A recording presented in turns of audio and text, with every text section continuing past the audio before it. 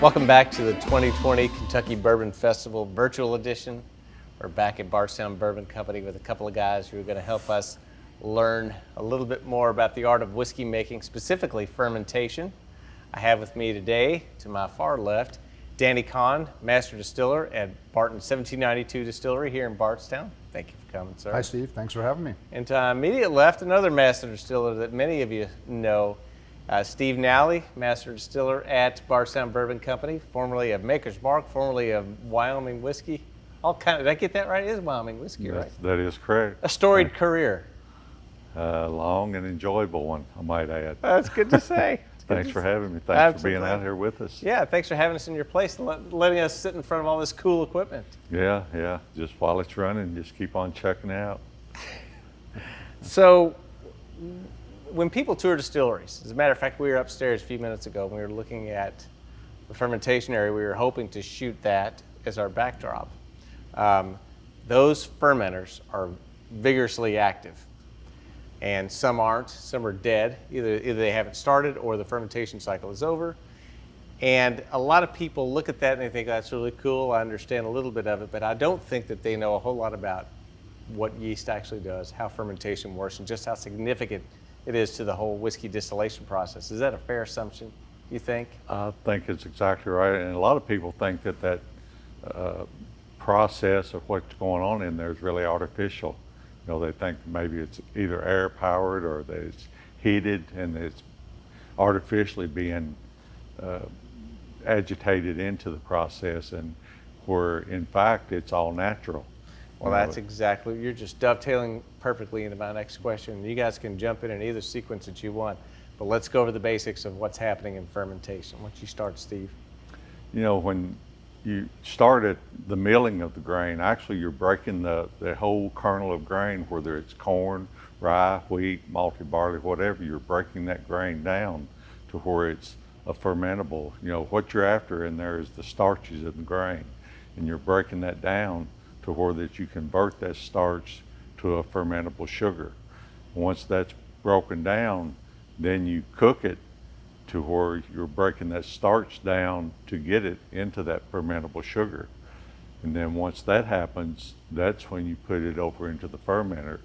The yeast that you put in there, that starts, I don't know, I sometimes kind of relate it to piranha, you know, how it feeds on, the yeast starts to feed on this sugar, and it gives off pretty much three byproducts.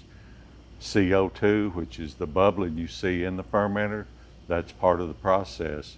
It gives off a little bit of heat, that's part of the process. It gives off, what ingredient are we after? The alcohol. That's three main products that it gives off. And through the grinding of the grain, the cooking of it, and then the fermentation of it, that's in essence the entire process of the fermentation. Danny, talk a little bit deeper. You and I've had this discussion about when you start to cook it, it starts to unfold those long chain sugars. Go from that point and how malt actually will start to work with those. You're talking about back in the mashing process. That's then, correct. Yes. Well, as Steve gave us 10,000 foot view. You're going to give us 5,000 foot view. Okay. And you know, we could talk about this for hours if you'd like, Right. because there's certainly that much going on. But yes, we start with starch. That's ultimately what we are purchasing in our grains. There's a lot of other components, but we are paying for starch in the malted barley, in the corn, in the rye, if you happen to be using it, or wheat, whatever grain bill happens to be of use. But yes, starch is made up of individual glucose molecules. I'm speaking maybe at a 10,000 foot level now. And through hydrolysis, through the swelling and bursting of starch, through the enzymatic breakdown of starch, enzymes that come from the malted barley, you're breaking that sugar down, or that starch down, into individual sugars. The yeast can generally, these are general comments, yeast can generally consume the 5 simplest sugars: glucose, fructose, sucrose, maltose, and maltotriose, generally speaking. And they will take those up basically in order of which ones are easier and which ones are harder. Again, bringing it down from the 30,000 foot level, for every pound of sugar you have, let's just talk about pounds, you're producing about a half a pound of CO2, about a half a pound of alcohol, but then you're also producing a bunch of things that are almost not measurable. And those are the flavors that really drive the differences. And those are some big differences in the bourbon that Steve makes versus the bourbon that I make. How you treat those yeasts, what nutrients you give them, how much yeast you have present, how much oxygen, how much nutrients you have, all those things essentially drive the behavior of the yeast. Now, Steve or I do not make alcohol.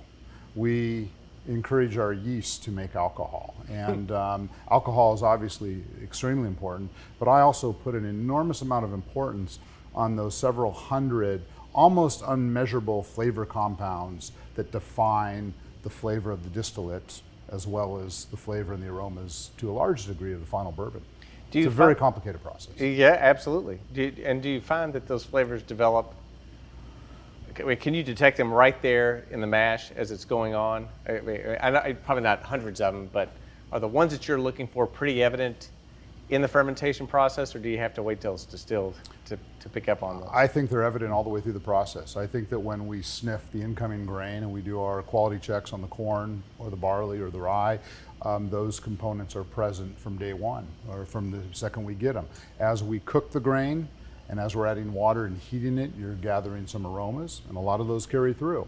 And then during fermentation, both in the fermenter as well as what comes out of the still, absolutely the flavors are evident all the way through the process that are a big part of the final flavor as well, no doubt about it. Well, I'll agree with him. We produce for several customers here, and Several being 20 plus, right? 27 as a matter of fact. But a lot of our recipes are similar, and we can tailor different flavors all the way through the process, from the grains we purchase, the cooking process, the fermentation process, the distillation process. Those flavors can be altered slightly all the way through that process, even in the barrels that they're put in, the aging process. These flavors can be altered all the way through that process. So I agree with him 100% that it's not any one particular part of it that determines the final product that comes out that you enjoy. But fermentation pretty much drives, is it safe to say, at least half the flavors? Well, maybe? I think any distiller you talk to is going to give you a different answer on that. I mean, yeast is a big important part, fermentation is an important part, grains, distillation is an important part, all of it's an important part, but I think yeast is a very important part. And I think there's probably 1,000 different yeasts you could use to get a minute difference in flavor profiles.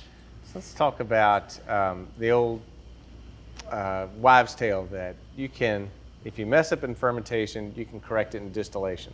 That seems to be a falsehood. Is that pretty fair? Garbage in, garbage out?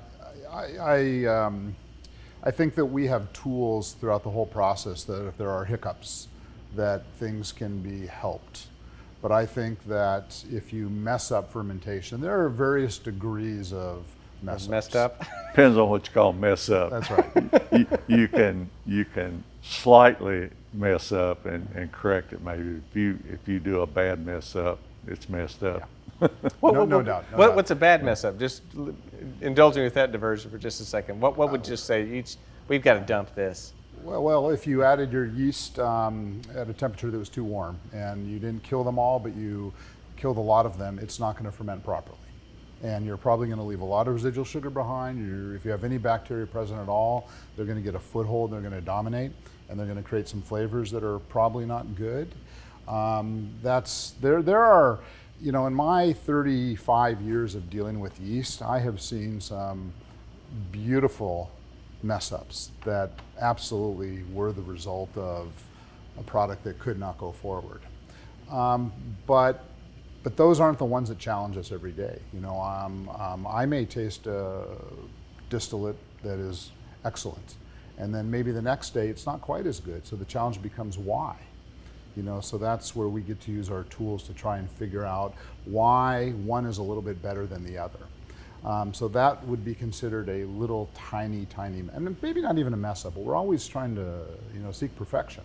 So yeah, I've seen some big mess ups. Adding too little yeast, adding even too much yeast. They can create different flavors. If you don't clean something properly, you have an infection present, that will ruin a fermenter or more very, very quickly. There's all sorts of things that can cause problems. If you don't add the right amount of backset, you don't give the yeast the right amount of nutrition, pH is off. There are endless number of. So it's just not a matter of potentials. pitching it into the mix. You've got to, like you said, give Backset, which is, somebody explain that real quick to our viewers, what Backset is. Backset is sour mash bourbon whiskey is the use of Backset. It's a tool you use to control the pH. Yeast performs better in a certain pH. Generally, I don't know exactly what you use, but I like to have it in a 4.8 to a 5.2 range. That's a range that works well. So if you use just water's up around the 7 pH range. You add grain to it, that's going to lower it down. So, the range I use is somewhere around 4.8 to 5.2. And the pH of Backset would be what? We can see some Backset back Backset there. gets down in threes. So more you're pulling more acidic, Backset, right? you pull your pH down. So, that's a pH adjuster, but the term sour mash, pH, you pull it down to a sour level. If you say sour mash, everybody thinks you've soured it. Well, it's pH sour, not spoiled Rotten sour. sour. No, yeah. And probably if you have a bad product, probably one of the worst, and the enemy biggest in everybody's mind is bacteria. If you get dirty equipment, you're going to come out with a bad product, most likely. That's probably one of the worst tools you can have in the whole system. And you were saying, Danny, about Backset, when you put that in, that's almost like warming up the pool to make it a nice place to swim for the yeast. It conditions, how does it condition that atmosphere? Like you said, the pH is good, it's happy, it's going to perform, it's going to reproduce. Sure. Right? There's also, the Backset has got a lot more in it than the organic acids that came from a prior batch. It's also got components that came from the yeast, some fatty acids, some minerals, a lot of nutrition, a lot of protein. So there's other components that actually are food for the yeast. And again, when we're talking about fermentation, we're talking about creating an environment so that they can produce the flavors that we want. And there's no real rule book to say if you add a certain amount of mineral, you'll get this. You really have to know how your yeast performs and what conditions it favors, what temperatures are the things that we can control very easily, what pH, which is very important. Some do well at very low pHs, some want a higher pH. So those are the things you just have to learn and look at the results, both in the fermenter as well as the flavor, which is ultimately what we're trying to do. For those that expect the best, come see where the world's best bourbon is made at Barton 1792 Distillery, located in the heart of the bourbon capital of the world, Bardstown, Kentucky. To plan a complimentary tour, visit 1792distillery.com.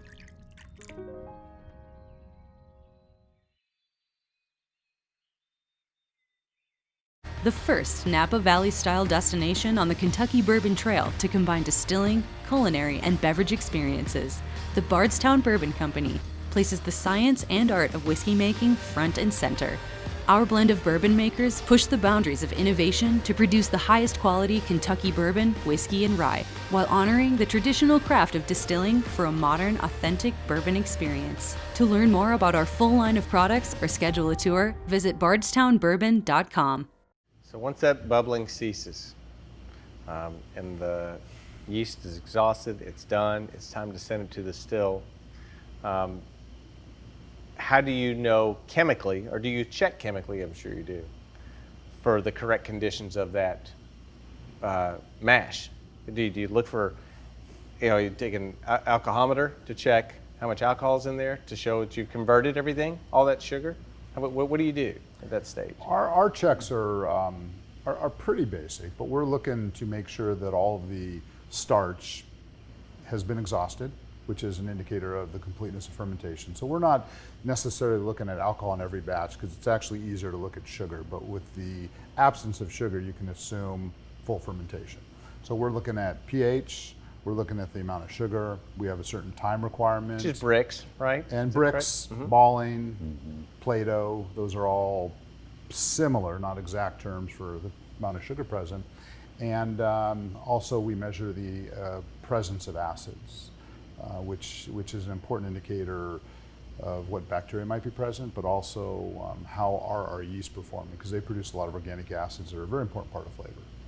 And then occasionally we'll look at other things at some frequency, but every fermenter gets those checks: temperature, sugar, acid, and pH.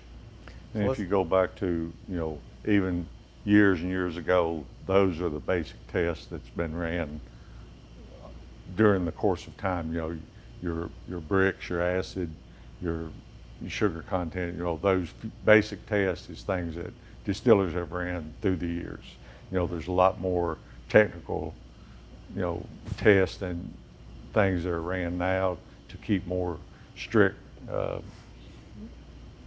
Just consistency. consistency on it, but you still rely on those basic tests and performances through it. So let's go to the still. That you've got alcohol coming off, and you're tasting it at the tails box. What are you looking for? Are there any flavors or components that relate back to that fermentation that when you see them on this side or taste them on this side, it's like, oh, that's good. Everything's working out. Anything in particular? Well, what you're aiming to do in the still, you've got alcohol that's formed in the fermenter. So you want to remove all that alcohol off the still. Flavors come off with it. So if you've got certain flavors that you want to come through, you let them come through. If you want to bleed some of those flavors off, that can be done at the condensers. So you run your condensers at a certain temperature. And by doing that, you can vent some of those flavors off through the top of the condenser by running your condenser at a certain temperature. So all those flavors developed in fermentation, you don't necessarily want them coming over. You don't have to have them coming over, but that's left up, in our case, to some of our customers. Maybe they don't want some of these oils, some of these fusel oils or something to come through, so I might run my temperature a little bit higher, so a little bit of that might bleed off. If you want those flavors to come through, I'll run them a little bit cooler and they'll come on through. So you can adjust them slightly by running your condensers.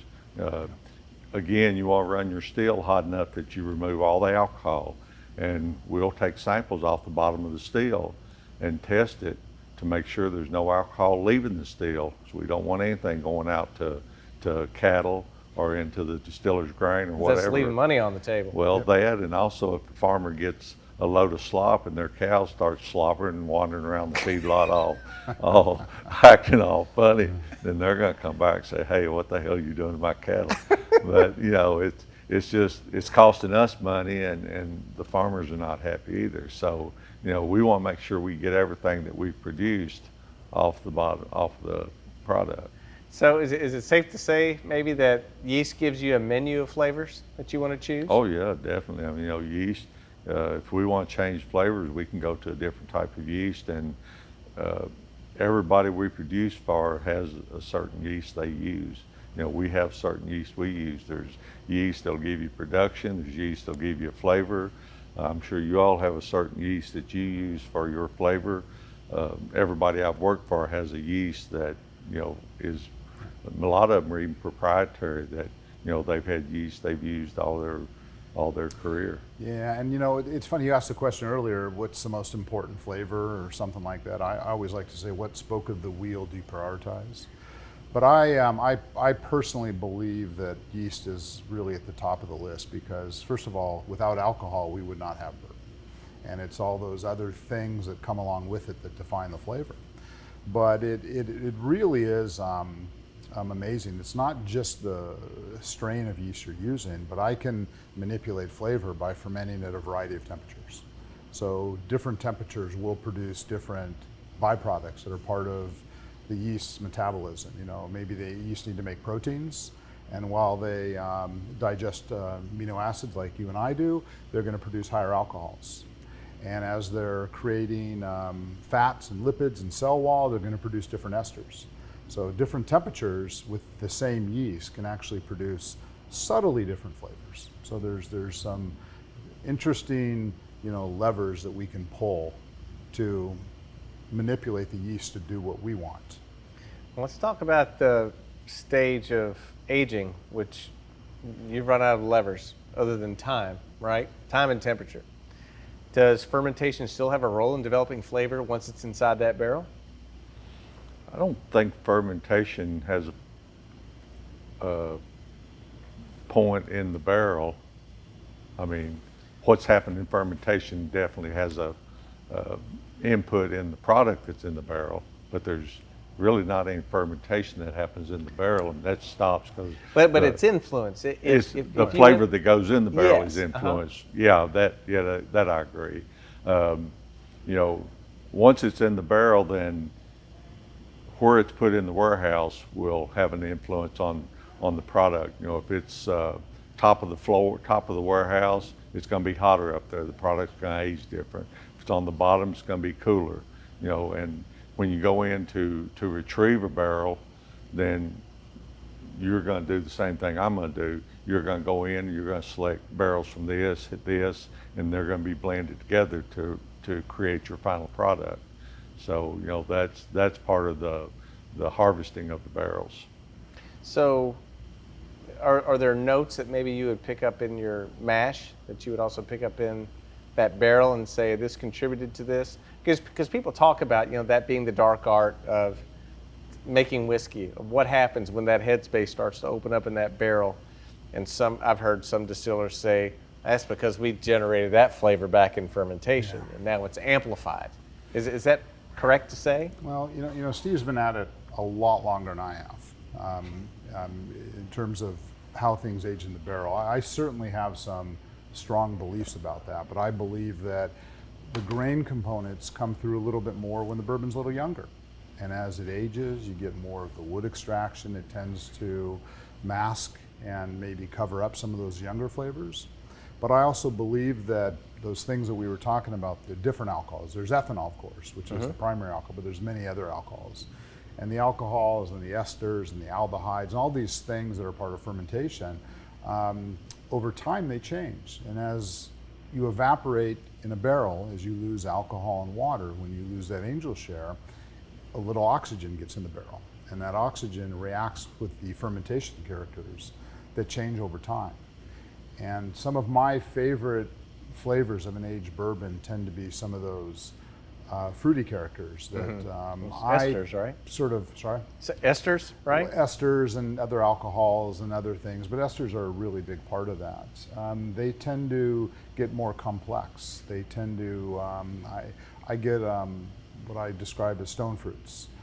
Just some of the esterification, some of the oxidation of some of the flavors that you've developed in fermentation that change over time. When you get a really well-made older whiskey, those characters to me are some of the ones that shine. And that's more of a preference, I think, than. And I hear a little bit of your brewing history coming into your answer there. I think you spent 28 years as a professional brewer.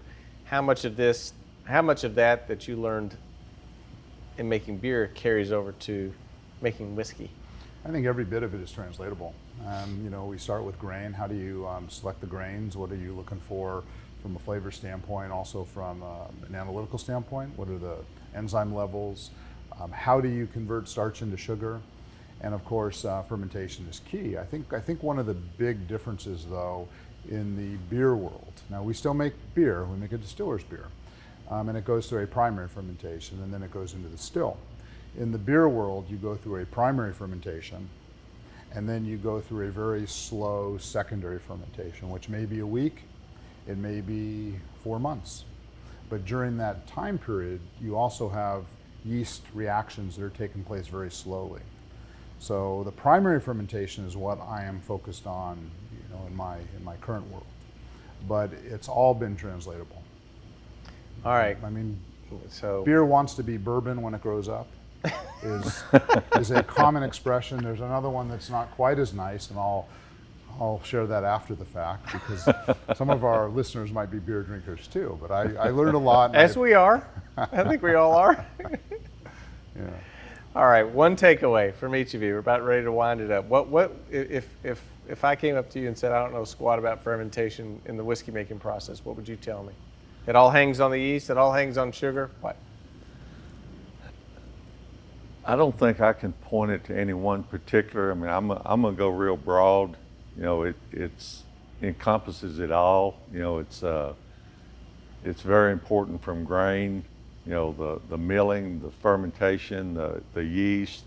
You know, I've heard distillers say, well, it's 90% yeast. It's 50% distillation. It's, you know, they pin it on one or two items. I think I'll agree with you, Danny. It's very important on the yeast, but you know, I think the whole process is very important. If you don't have a good, clean distillate, you don't have a great yeast, you don't have really good quality grain, it's not aged properly, you know, it's all going to be a very poor quality product. So, you know, I'm going to go broad spectrum and say, you know, if the job's not done really, really good all the way through, you're not going to have a good quality product. So. That shot down my assumptions. Then I'll give this one to you, Danny, as your closer. So when we taste Barton whiskeys of any proof, of any release, what could we taste in that finished product that you know occurred in fermentation?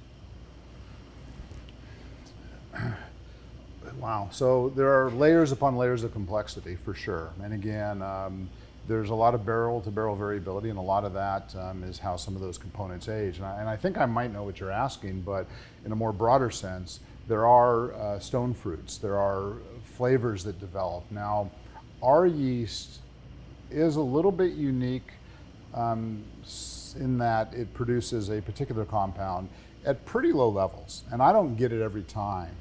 And what's interesting, I actually get it more in the final distillate than I do in the distillate off the still, or excuse me, the maturate rather than the distillate coming off the still. And it produces a little bit of a compound called amyl acetate, which is bananas. Now, it's not overwhelming bananas, but it's what makes bananas smell like bananas.